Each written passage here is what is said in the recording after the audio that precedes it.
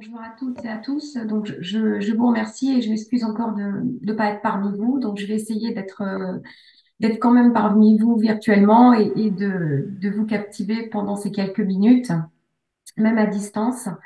Ma présentation, alors, ça n'avance pas forcément. Voilà, donc ma présentation, comme vous l'avez présentée, s'intitule Simulation et réalité virtuelle pour l'apprentissage des compétences non techniques.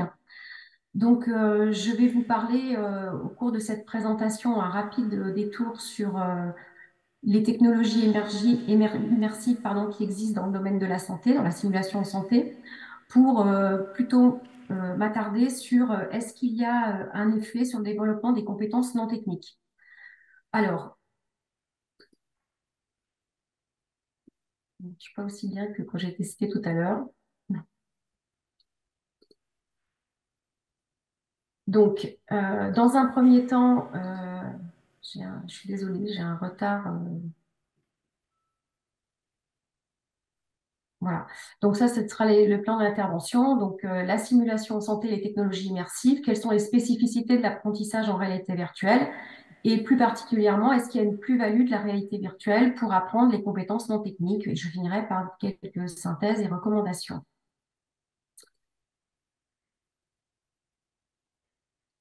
Donc, rapide, je suis vraiment désolée, j'ai un retard dans le passage des diapos.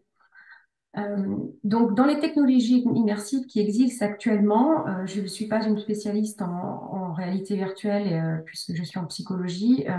Je vais juste vous rappeler les différentes technologies immersives qu'on peut utiliser dans la simulation en santé et comment elles ont évolué au cours des années. Donc, on a déjà eu les simulateurs haptiques en réalité virtuelle qui ont été développés au tout début et qui existent encore. Puis, on peut avoir l'apprentissage immersif qu'on appelle sur écran, en 2D ou sur tablette, qu'on peut avoir. Et enfin, ce qui se développe actuellement, c'est l'apprentissage immersif avec les casques de réalité virtuelle. Donc là, je pense que vous voyez à l'écran un environnement immersif que l'on a développé avec les laboratoires sur Rennes, IRISA, l'équipe hybride de Valérie Gourenton, et puis l'équipe Médicis du LTSI de Pierre Janin, des informaticiens avec lesquels je collabore régulièrement. On a développé ici un bloc opératoire en réalité virtuelle. Donc, je vais y revenir tout à l'heure.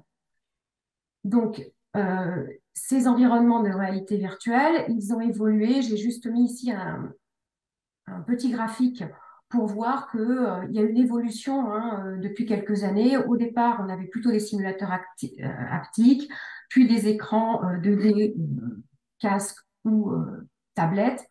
Et on voit depuis 2019-2018, avec des coûts moins onéreux des casques en réalité virtuelle, une augmentation des technologies immersives avec des casques de réalité virtuelle. Voilà. Donc ça, c'est clair et ça tend encore à évoluer aujourd'hui.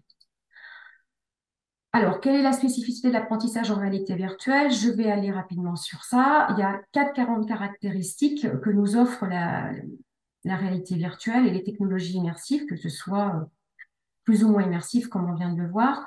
La première caractéristique, c'est en fait que cet environnement virtuel va nous donner une impression d'immersion. C'est-à-dire qu'on a l'impression de pouvoir se déplacer dans l'environnement virtuel. On va le voir tout à l'heure avec le bloc opératoire, on peut avoir l'impression de se déplacer dans le bloc. L'autre dimension, c'est le sentiment d'être là, c'est-à-dire la présence. Donc, on a tendance, quand un environnement il est bien fait, un environnement virtuel, on a le sentiment d'oublier la technologie. On est réellement présent dans l'environnement. L'autre critère, c'est l'interactivité. Donc, l'apprenant pourra, par exemple, avoir un retour haptique, mais aussi, il peut interagir avec les éléments du système ou avec des agents virtuels, par exemple. Donc, ça sera intéressant, notamment dans le travail d'équipe dont je reparlerai. Et enfin, l'autre spécificité d'un environnement immersif, c'est qu'il doit créer le plus fidèlement la situation réelle. Donc, il doit y avoir un certain niveau de réalisme de la situation. Donc, il faut avoir ce qu'on appelle plutôt une fidélité psychologique, dans le sens où il ne faut pas pas forcément remplacer exactement la situation réelle, mais il faut donner l'impression de reproduire un comportement semblable qu'on aurait pu faire, toujours pour l'impression d'être réellement présent dans l'environnement. Donc, là encore, avant de parler sur sur les avancées scientifiques, beaucoup vont nous prôner ces technologies immersives pour apprendre en disant, par exemple, que par rapport à la simulation haute fidélité, il y a une diminution des coûts de formation. Lorsqu'on veut recréer des situations catastrophiques, eh bien, le fait de faire un environnement immersif, on en a besoin de moins d'acteurs, les mannequins sont moins coûteux, etc. Il y a moins de matériel dangereux à disposer, donc il peut y avoir des diminutions des coûts de formation. On a aussi l'idée que les situations simulées permettent de standardiser. On peut créer, par exemple, des incidents critiques au même moment. On n'a pas besoin de mobiliser des acteurs. On peut avoir des avatars qui vont simuler exactement les mêmes comportements. Et parfois, ça peut être aussi intéressant de faire simuler un avatar plutôt qu'un vrai acteur lorsqu'on a des comportements problématiques, par exemple. Donc, tout ça, c'est standardisé. Tout à l'heure, j'écoutais Eric qui parlait de l'importance des feedbacks dans l'apprentissage. L'environnement immersif peut aussi effectivement fournir des feedbacks en temps réel aux apprenants et les formateurs peuvent aussi avoir des tableaux de bord où on peut suivre les trajectoires des apprenants et avoir des feedbacks. Donc, tout ça, ça peut être intéressant. On peut possibilité aussi de simuler à grande échelle une catastrophe, par exemple, tout en étant dans un environnement sécure pour les apprenants.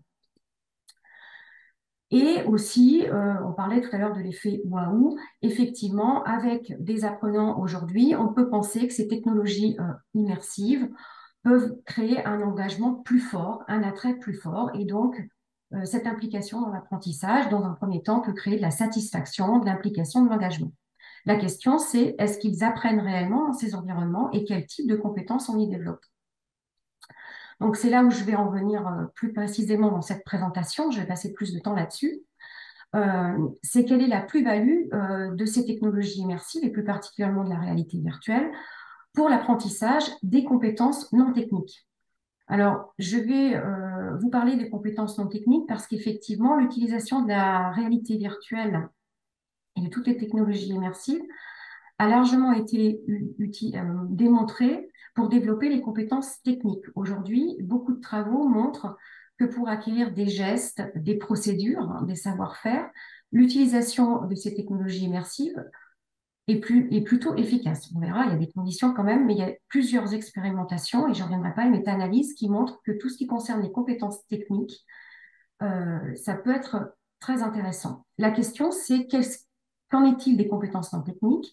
Est-ce qu'il y a une réelle plus-value? Alors, c'est quoi les compétences non techniques? Je vais quand même, même si je pense que je m'adresse à un parterre de gens experts et que je ne vous apprendrai pas grand-chose là-dessus, mais je vais quand même revenir sur cette terminologie.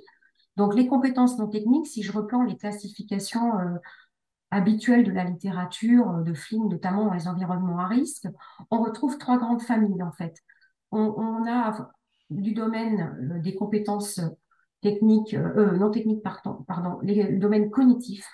C'est par exemple, il est important lorsqu'on travaille dans un environnement à risque ou en situation d'urgence de prendre des décisions au bon moment. Donc, la prise de décision est le domaine de compétences qu'il faut maîtriser. Avoir conscience de la situation. La conscience de la situation, c'est quelque chose qui est important au niveau individuel, mais aussi quand on travaille en équipe. Il faut avoir conscience de recueillir les bonnes informations dans l'environnement, sélectionner les bonnes informations, les reconnaître, les comprendre, les traiter, les intégrer pour anticiper l'état futur, par exemple l'état futur d'un patient. Et donc, quand on travaille en équipe, ça peut être avoir une conscience mutuelle de la situation. Du domaine cognitif également, ça peut être la planification et la gestion des tâches ou des procédures. Donc ça, c'est un domaine qu'on appelle le domaine des compétences non techniques relatives au domaine cognitif. On a aussi tout ce qui a trait aux compétences non techniques qu'on appelle sociales ou interpersonnelles ou collaboratives. C'est un peu flou, hein, les terminologies, tout le monde n'est pas toujours d'accord avec la manière de les appeler. Mais dans le domaine social, on va avoir tout ce qui concerne la communication, le travail d'équipe, la coordination ou encore l'exercice du leadership. Donc, ça, ce sont les deux grandes familles de compétences non techniques. Et à ces savoirs cognitifs, sociaux, on y ajoute des ressources personnels qui concernent plutôt le contrôle émotionnel des membres des équipes, à savoir la gestion du stress ou la gestion de la fatigue. Donc, ces compétences non techniques, ce sont des savoirs donc, cognitifs, sociaux ou alors des ressources personnelles qui viennent complémenter les savoirs techniques, en fait, les compétences techniques, pardon, et qui vont contribuer à ce qu'une équipe soit efficace et exerce de manière sûre. D'accord? Alors, ça, c'est du point de vue des compétences non techniques, savoir ce que c'est. Je vous ai dit donc en quoi les technologies immersives ont un impact sur les compétences non techniques et sur leur apprentissage. Alors, avant de présenter les résultats d'expérimentation, je vais revenir sur une petite parenthèse sur quand on entend les effets des outils sur les apprentissages. Je vais reprendre la classification de Kirkpatrick, que là aussi vous connaissez certainement. C'est qu'on peut avoir une étude à différents niveaux. Donc, la plupart des études aujourd'hui ont étudié les effets de ces outils immersifs sur les compétences sur les niveaux des réactions des apprenants, à savoir est-ce qu'ils sont satisfaits, est-ce qu'ils ont l'intention d'utiliser le dispositif par la suite, est-ce qu'ils le conseilleraient à un autre apprenant, etc. Est-ce qu'ils sont contents, est-ce qu'ils l'acceptent. Donc ça, c'est le domaine des réactions. À peu près 80% des études aujourd'hui concernent plutôt l'étude des effets sur les réactions des apprenants. Est-ce qu'ils sont contents, quelles sont leurs attitudes. On peut aussi étudier, et c'est bien là le cœur de notre propos, c'est est-ce que les technologies immersives auront des effets sur les apprentissages. Ça, c'est le deuxième niveau de Kirkpatrick. Et on a à peu près 60%, ça va jusqu'à 70% selon les méta-analyses que l'on lit, des travaux qui s'intéressent aux effets sur les compétences, les connaissances développées par les apprenants. Et enfin, on a aussi un troisième niveau, enfin l'avant-dernier niveau, c'est est-ce qu'il y a du transfert? Est-ce qu'une fois qu'on a été immergé dans ces environnements, on développe des compétences dans les pratiques professionnelles en transfert? Donc ça, c'est à peu près seulement 20% des études, même à peine selon les travaux, qui vont étudier les effets sur les transferts. Et in fine, un nombre infime d'études aujourd'hui étudient quels sont les effets de ces techniques sur les résultats en situation professionnelle. Par exemple, ici, ce qui nous intéresse, c'est quels sont les effets, lorsqu'on a appris en environnement immersif, sur la qualité des soins et quels sont les bénéfices sur le patient. Voilà. Donc, dans cette présentation que je vais vous faire sur les 20 minutes qui peuvent nous rester, c'est effectivement de vous passer en revue sur la base des expérimentations et des études que j'ai pu réaliser avec les professionnels de soins ou dans les IPSI avec qui on collabore, quels sont les effets en fait de la réalité virtuelle, donc sur ces 4 niveaux, les réactions, l'apprentissage, le transfert, et je n'ai pas eu de travaux, comme beaucoup, sur les résultats, c'est-à-dire l'efficacité et la qualité des soins. Malheureusement, nous n'avons pas fait d'études sur ça. Alors, rapidement, donc, quels sont les effets de la réalité virtuelle sur les réactions des apprenants? Donc ça, je vais aller vite parce que nous avons fait une première étude il y a déjà avec donc, toujours la même équipe, hybride de l'IRISA et Médicis, du UTSI, avec une doctorante qui s'appelle Marie-Stéphanie Braque, qui a soutenu déjà en 2020, sur à quel point le bloc opératoire que l'on développe en réalité virtuelle, il est perçu comme acceptable par les apprenants. Et ce qui nous intéressait dans cette étude, c'était notamment, est-ce que des experts, des infirmières de bloc opératoire qui étaient expérimentés et plus âgés que des étudiants ou des élèves infirmières IBOD allaient être satisfaits et accepter ce dispositif d'apprentissage. Donc, dans cette étude, il s'agissait notamment d'apprendre en réalité virtuelle à installer une table d'instrumentation. Donc, nous avions des experts, très expertes, donc des infirmières qui étaient issues des services de neurochirurgie, qui passaient dans ce dispositif, et des non-experts, des étudiants qui pouvaient être ingénieurs en psychologie, en informatique, en robotique, etc., donc qui n'étaient pas des experts. Donc, dans cette étude, nous avions donc des outils standardisés, des logiciels standardisés qui mesuraient la charge de travail perçue, le sentiment de présence, le mal du simulateur et le niveau d'acceptabilité.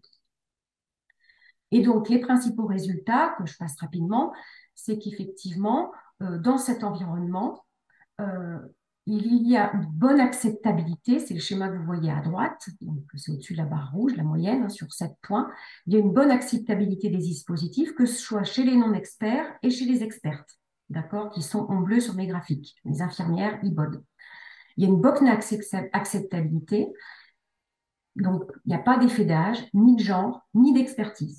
Contrairement à certains modèles, notamment du méthode, qui montrent qu'il peut y avoir des effets de l'expertise ou de l'âge sur les dispositifs des nouvelles technologies, des technologies immersives. On a aussi, en termes de charge de travail, et ça on le retrouve dans toutes les études, que la réalité immersive, elle est plutôt, elle a une charge mentale non négligeable, mais que ce soit chez les experts, les infirmiers, les infirmières, les BOD, mais et chez les non-experts, les plus jeunes, entre guillemets. D'accord? La charge mentale est toujours plus forte. Voilà. Donc ça, c'est la première étude.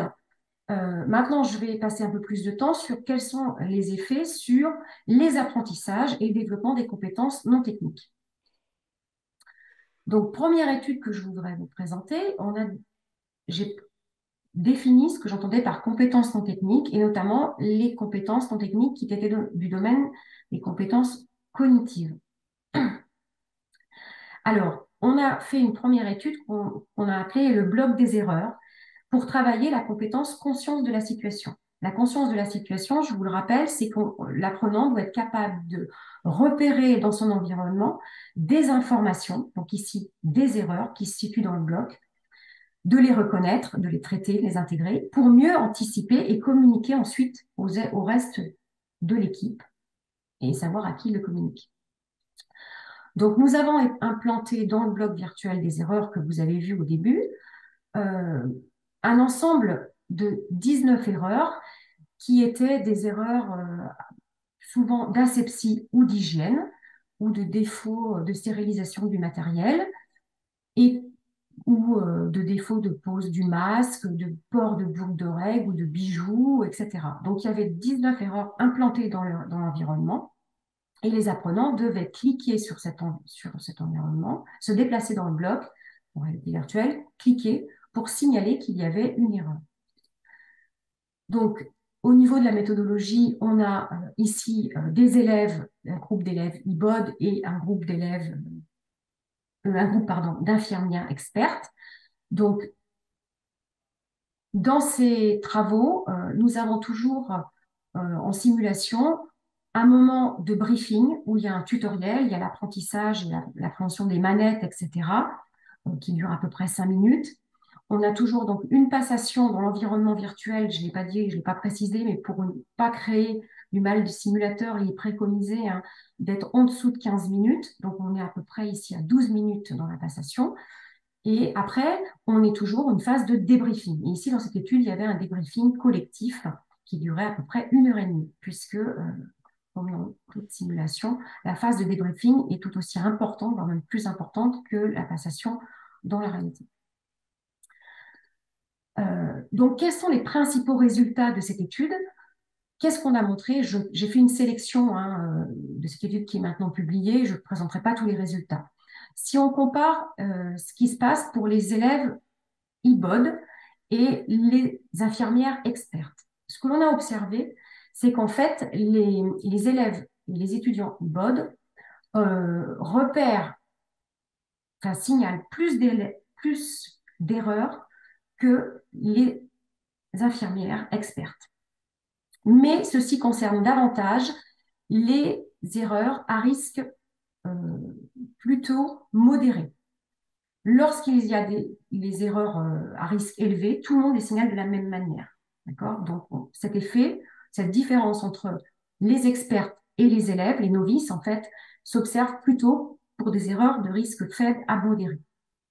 Le temps moyen de détection est aussi plus important chez les infirmières expertes, mais cela concerne les erreurs à risque modéré, pas les erreurs à risque élevé, où là, il n'y a pas de différence entre les deux groupes. J'ai aussi sélectionné certains résultats. C'est que le nombre, on peut repérer aussi avec ces environnements de réalité virtuelle, le nombre de lieux visités et lesquels sont-ils, on y reviendra après. Eh bien, les élèves, plus qu'ils repèrent plus d'erreurs, visitent plus de lieux, D'accord? Et à l'inverse, on verra, et on essaiera d'expliquer, les expertes sont par contre plus satisfaites de cet environnement. Elles expriment plus de satisfaction de cet environnement immersif. Ce qui est intéressant avec l'utilisation de ce bloc virtuel, c'est qu'on peut repérer, cette technologie peut repérer le déplacement des apprenants dans le bloc. Ici, on voit à l'écran, vous voyez qu'on a deux profils d'apprenants.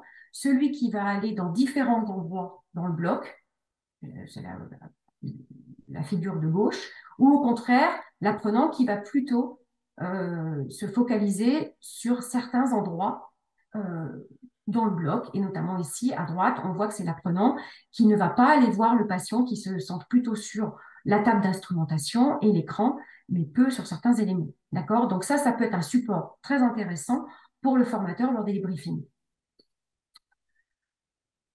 Deuxième étude, pour aller un petit peu vite, je défile, c'est là travailler sur les compétences non techniques qui ont à se faire communication et travail d'équipe.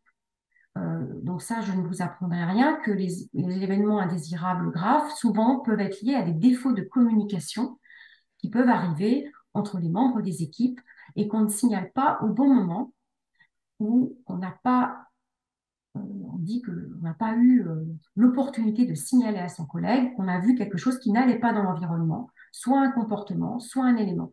Donc, on dit parfois que le silence tue au bloc opératoire. Hein, le silence tue dans le sens où on n'a pas communiqué ouvertement qu'il pouvait y avoir quelque chose qui se passait et qui n'allait pas, ou alors qu'un comportement d'un collègue était inapproprié.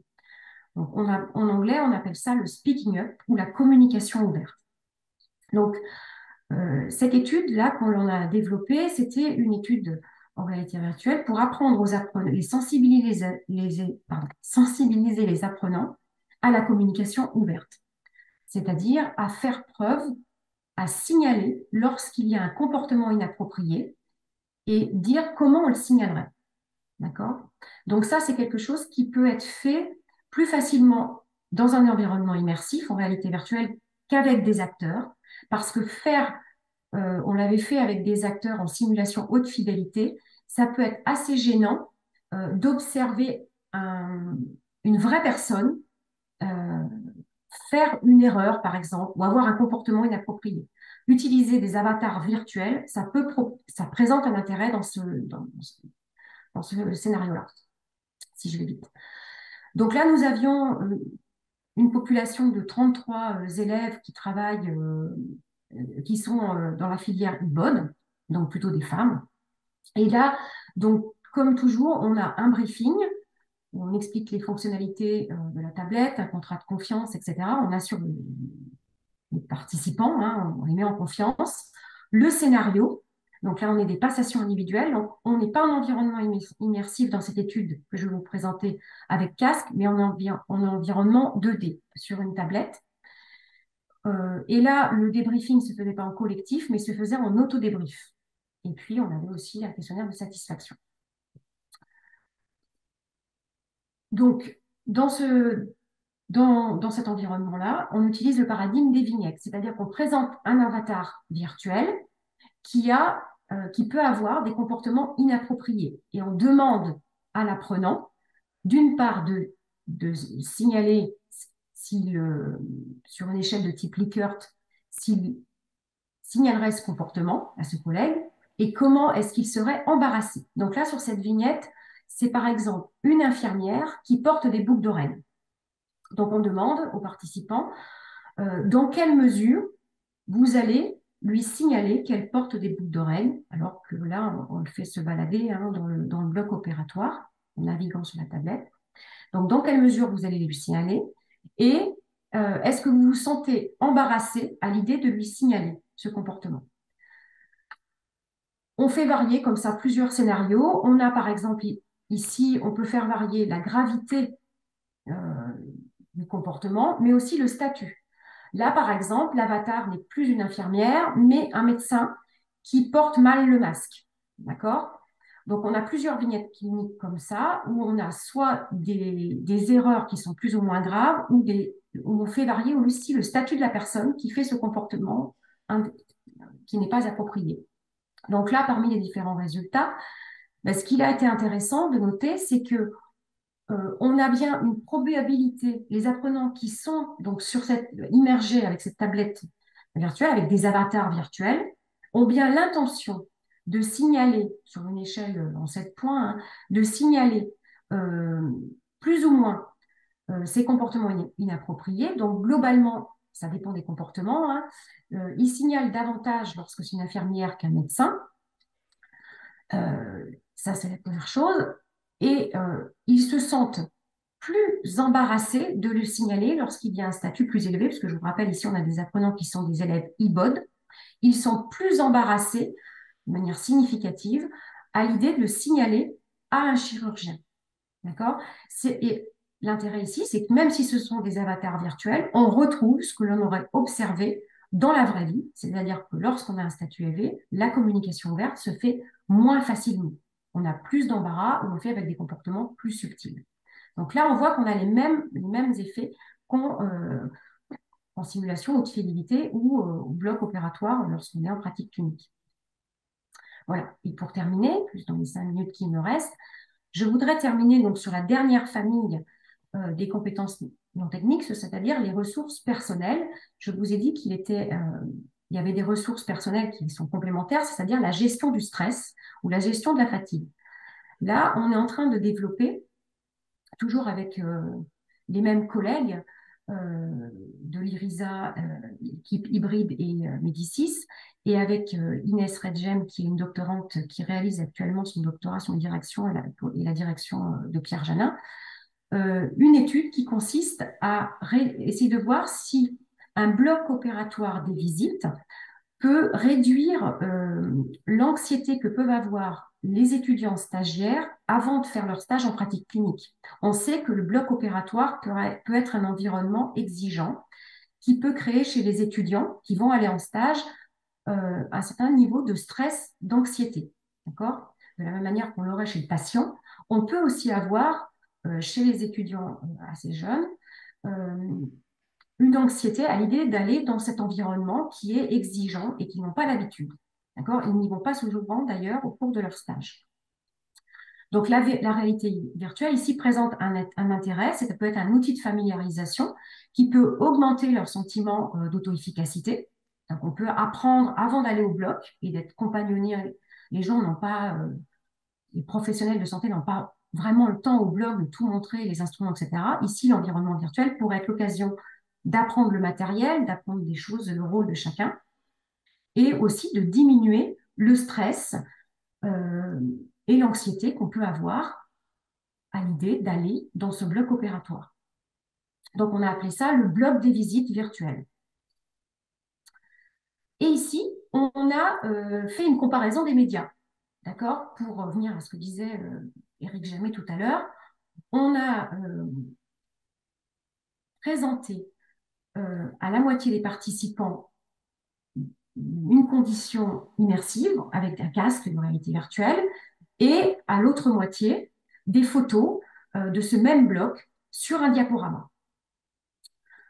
Euh, donc, on a utilisé des participants qui sont des élèves en deuxième année d'infirmière, qui ont déjà une expérience, mais qui anticipent peut-être un jour d'aller au bloc, c'est pas une spécialité, mais c'est quelque chose qui, donc on sait, on a fait des études, hein, qui les rend un petit peu anxieux et s'ils avaient à y aller, ils aimeraient bien découvrir au parallèle. Donc, 71 participants qui sont répartis aléatoirement dans ces deux conditions. Donc, on mesure, donc c'est un design pré-post avec groupe contrôle. Donc, on mesure avant leur niveau d'anxiété préalable, le sentiment d'anxiété, d'auto-efficacité, et aussi à l'aide de quiz, est-ce qu'ils ont des connaissances préalables sur le bloc, sur le matériel, les acteurs, etc. Donc, on leur présente donc soit un environnement virtuel pendant 15 minutes avec un casque, et à d'autres participants, ils voient un diaporama toujours pendant 15 minutes, ils voient ce diaporama qui leur décrit les éléments du bloc. Et à la fin de l'intervention, donc dans les deux groupes, on a des questionnaires qui mesurent à nouveau leur sentiment d'auto-efficacité, des quiz de connaissances, et puis des questionnaires mesurant le sentiment d'immersion, d'acceptabilité et aussi le cybersickness, le mal-être du simulateur. Et on a aussi dans cette étude, je n'ai pas mis là sur le diapo, mais une évaluation des connaissances à J+1 pour voir s'il y a un transfert à J+1.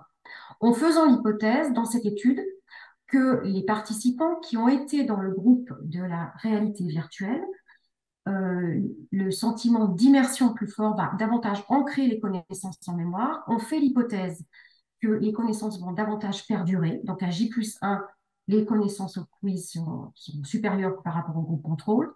Et on fait aussi l'hypothèse que le sentiment d'immersion étant plus fort, les participants qui sont passés dans le groupe expérimental, réalité virtuelle,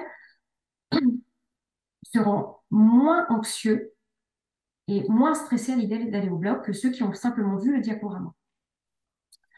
Donc, concernant les résultats, j'ai terminé, on a bien un sentiment de présence et d'immersion qui est plus fort dans la condition réalité virtuelle qu'en 2D. Bon, ça, c'est pas un scoop. En revanche, on n'a pas d'effet sur l'anxiété et le stress ressenti, quelles que soient les conditions, avant ou après. Après, ils ne se sentent pas moins stressés ni moins anxieux à l'issue de notre dispositif. En revanche, on a une augmentation, comme attendu, du sentiment d'auto-efficacité après être passé dans le dispositif, mais que ce soit en condition réalité virtuelle et en condition 2D, des tablettes. Et de la même manière, les performances au quiz sont supérieures après l'intervention qu'avant, mais là encore, en condition 2D, tablette, ou en condition immersive. Et dans les deux conditions, ça persiste à J+1. Donc, qu'est-ce qu'on en dit? Qu'est-ce qu'on peut dire de ces, je terminerai là-dessus, de ces synthèses, sur les synthèses et recommandations?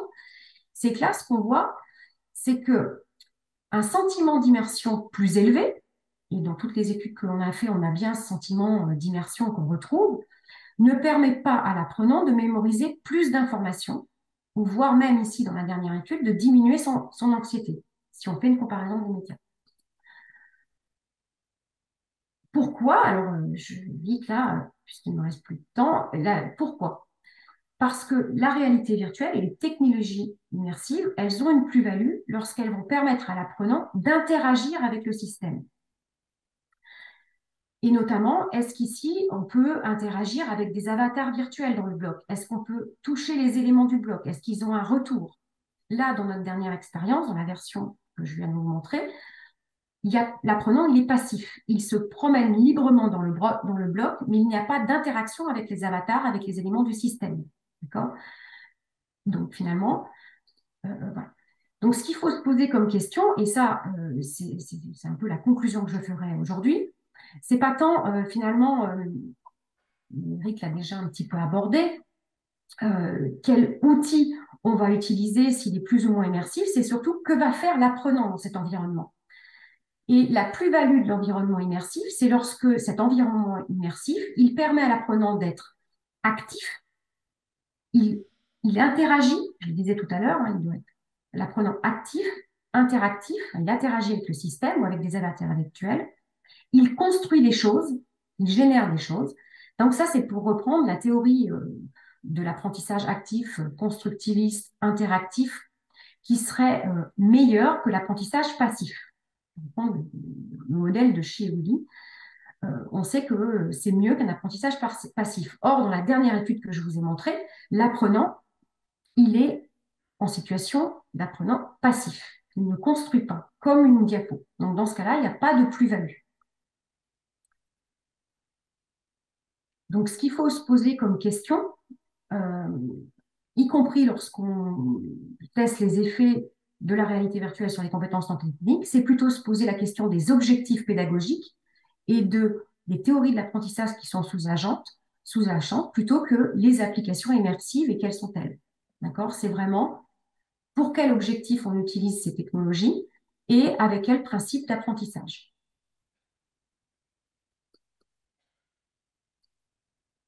Voilà, je vous remercie pour votre attention.